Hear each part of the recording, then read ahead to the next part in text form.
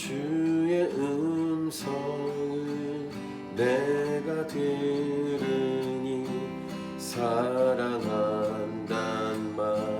말일세. 믿는 마음으로 주께 가오니 나를 영접하소서. 내가 매일 십자가 앞에 더 가까이 가오니 구세주의 흘린 보배 피로써 나를 정케 하소서. 주여 넓으신 은혜 베푸사 나를 받아주시고 나의 품은 뜻 주의 뜻같이 되게 하여 주소서. 내가 매일 십자가 앞에 더 가까이 가오니 구세주의 흘린 보배 피로써 나를 정케 하소서. 주의 보좌로 나아갈 때에 어찌 아니 기쁠까. 주의 얼굴을 항상 배우니 더욱 친근합니다. 내가 매일 십자가 앞에 더 가까이 가오니 구세주의 흘린 보배 피로써 나를 정케 하소서. 우리 구주의 넓은 사랑을 증량할 자 없으며 주가 주시는 참된 기쁨도 헤아릴 수 없도다. 내가 매일 십자가 앞에 더 가까이 가오니 구세주의 흘린 보배 피로써 나를 정케 하소서. 계속 유다에 대한, 이스라엘 전체가 아니라 유다 지파에 집중한 심판의 메시지입니다.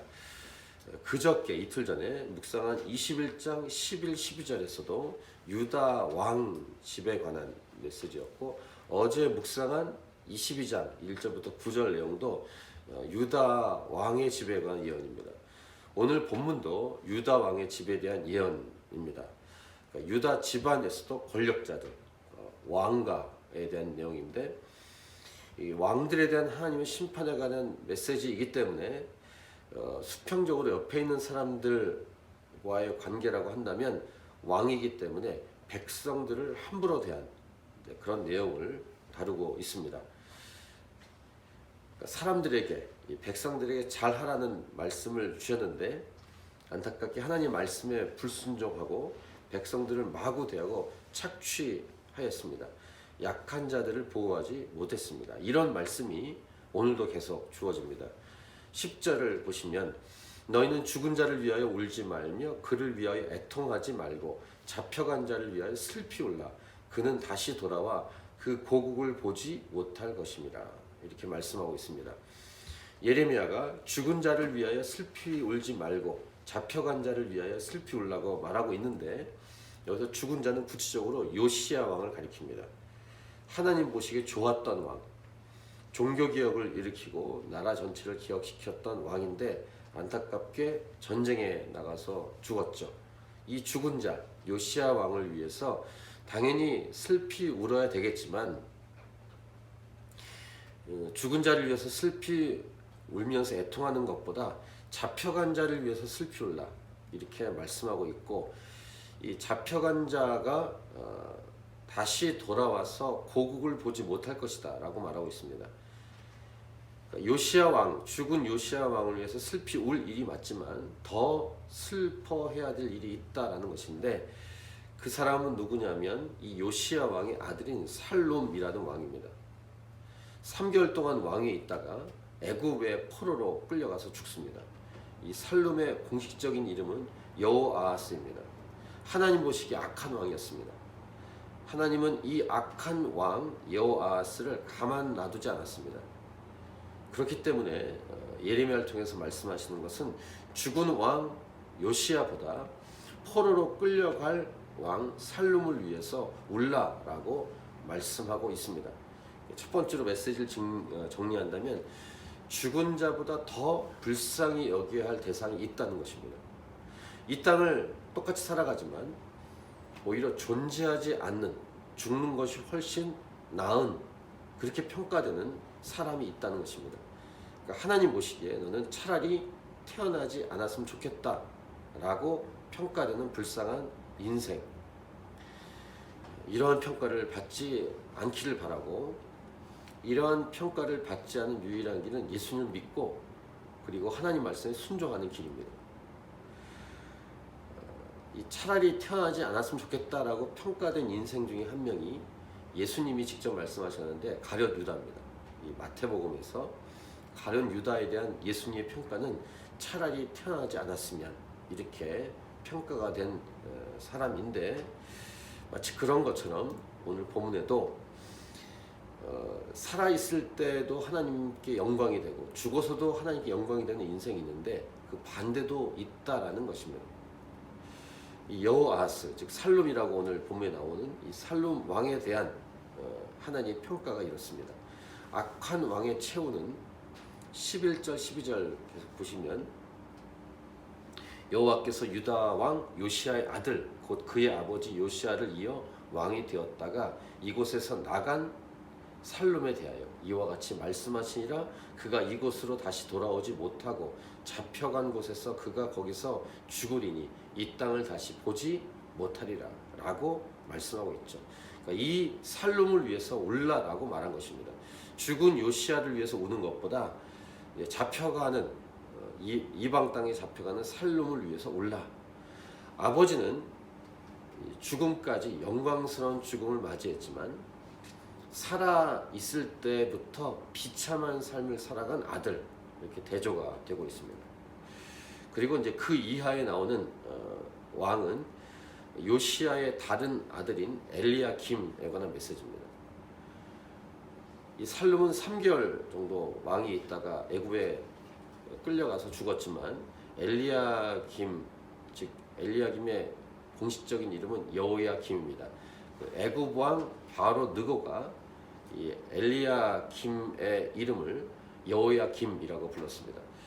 그러니까 애굽 왕 이 바로 느고는 살룸을 잡아간 다음에 다른 아들, 요시야의 다른 아들인 엘리야김을 왕으로 세웠습니다.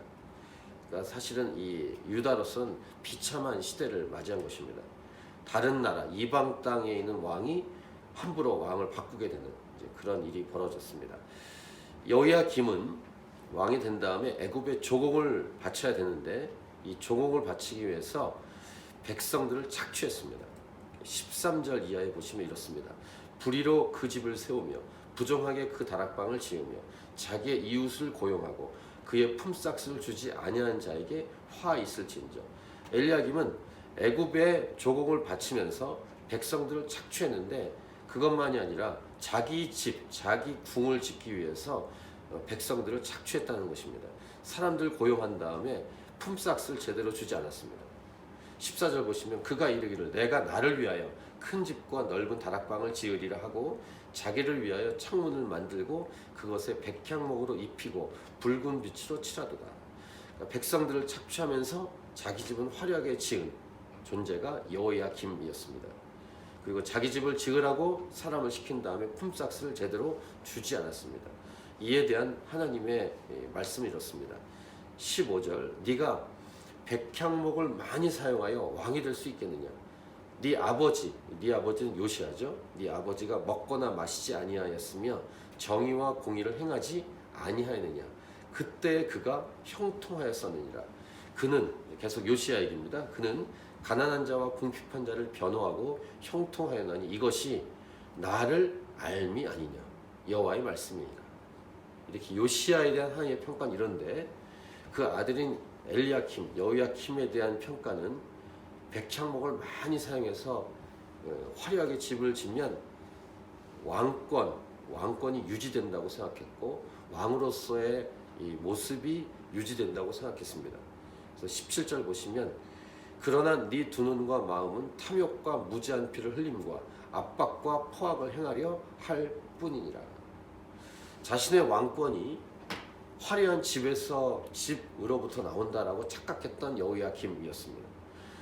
근데 그와 반해서 그의 아버지 훌륭한 요시야 왕은 정말로 하나님 보시기에 좋은 왕으로서 흥청망청하지 않고 정의와 공의를 행했습니다. 하나님 말씀하십니다. 그때는 형통했다. 그러니까 형통한 통로는 화려한 집이 아니라 하나님이라는 말씀입니다. 가난한 자와 궁핍한 자를 변호하고 잘 대해 주었는데 이렇게 한 것은 바로 나를 알았습니다. 즉 하나님과의 관계가 좋았기 때문이다 라는 말씀입니다. 하나님이 하시는 말씀입니다. 다시 15절과 16절 보세요. 네 아버지가 먹거나 마시지 아니하였으며 정의와 공의를 행하지 아니하였느냐? 그때 그가 형통하였었느니라. 16절에서 그는 가난한 자와 궁핍한 자를 변호하고 형통하였나니 이것이 나를 알미 아니냐? 이것이 나를 알미 아니냐? 이렇게 살아간 존재가 요시야입니다. 하나님과의 관계를 친밀히 하고 하나님 말씀대로 살아간 요시야. 하나님과의 관계가 좋았던 요시야가 수평적으로 옆에 있는 사람들의 관계를 잘했다라는 것입니다. 검소하게 사람들을 잘 다스리고 도와주었다. 그러니까 하나님이 복을 주셔서 형통하게 하셨고 진정한 왕권을 붙들어 주셨죠. 두 번째 메시지인 것입니다.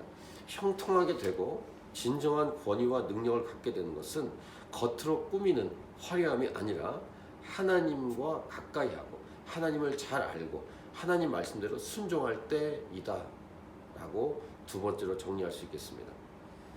하나님 무시하고 그러면서 사람들 착취해서 자기 집을 웅장하고 화려하게 지으면 거기서 왕권이 나온다고 그리고 유지된다고 착각했던 여호야김의 모습을 말씀하고 있습니다. 이 여호야김에 대한 심판의 메시지는 18절 19절입니다. 같이 읽겠습니다. 그러므로 여호와께서 유다의 왕 요시야의 아들 여호야김에게 대하여 이와 같이 말씀하시니라. 무리가 그를 위하여 슬프다 내 형제여 슬프다 내 자매여 하며 통곡하지 아니할 것이며 그를 위하여 슬프다 주여 슬프다 그 영광이여 하며 통곡하지도 아니할 것이라. 그가 끌려 예루살렘 문 밖에 던져지고 나귀같이 매장함을 당하리라. 어떤 하나님의 심판이냐면 여호야김이 끌려가고 죽을 때 사람들이 슬퍼하지 않는다는 것입니다. 어떻게 보면 오히려 잘 죽었다라고 말했을지 모릅니다. 정말로 안타깝고 슬픈 인생의 마지막의 모습입니다. 세 번째 정리하자면 이런 것입니다. 진정으로 잘 살았다라고 평가되는 것은 무엇인가? 그것은 하나님이 기억하는 인생인데 동시에 사람들도 기억하는, 사람들이 슬퍼해주고 기억해주는 인생이다 라고 정리해 볼 수 있겠습니다. 이러한 값진 삶, 값진 인생, 하나님이 인정하시고 사람들도 인정하는 삶, 우리는 어떤 인생을 살기 원하는가? 이런 질문을 던지면서 하나님 보시기에 동시에 그래서 사람들이 보기에도 아름답고 값지고 감동을 주는 삶을 살아갈 수 있기를, 오늘 하나님이 언급하신 요시야 왕 같은 삶을 살아갈 수 있기를 우리가 결단하고 기도하며 주 앞에 나아가야 할 것입니다. 나를 알미 아니냐 이렇게 하나님 말씀하셨는데, 하나님을 잘 아는 삶, 하나님 말씀에 순종하는 삶, 그래서 약하고 아픈 자들의 마음을 보다듬고 위로하고 격려하는 인생. 하나님은 지금도 이렇게 하나님을 가까이 하고 하나님의 말씀에 적극 순종하고 하나님의 말씀을 따라 사람들에게 잘하는 그러한 사람을 찾고 있다고 믿습니다. 우리 하나님이 찾으신 교회가 하나님께서 진정으로 찾고 찾으시는 그런 교회이길 바라고, 이런 교회 이름답게 이 땅에서 살아갈 수 있기를 간절히 바랍니다. 이번 부흥 집회가 이런 하나님의 은혜와 축복이 임하는 그런 집회가 되도록 우리가 간절히 기도해야 될 것입니다. 오늘 말씀을 가지고 개인적으로 기도하며 주 앞에 계속 나아가도록 하겠습니다.